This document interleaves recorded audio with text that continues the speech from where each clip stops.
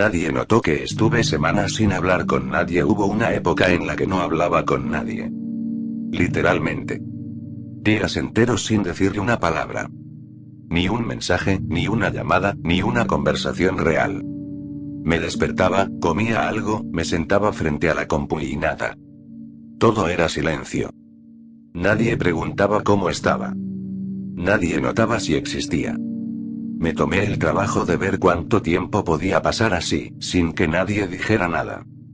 Pasaron 19 días. 19. Casi 3 semanas sin que nadie me hablara.